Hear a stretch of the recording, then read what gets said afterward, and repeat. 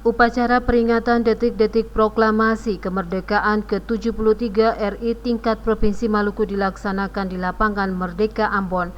Dalam upacara yang digelar dengan menerapkan protokol kesehatan berlangsung dalam guyuran hujan. Gubernur Maluku Murad Ismail bertindak selaku inspektur upacara.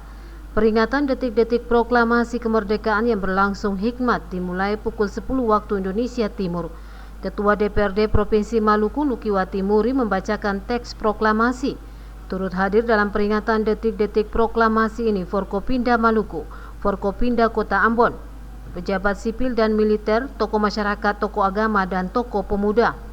Sementara pengibaran bendera merah putih dipercayakan kepada perwakilan siswa-siswi SMK, SMA yang ada di daerah ini.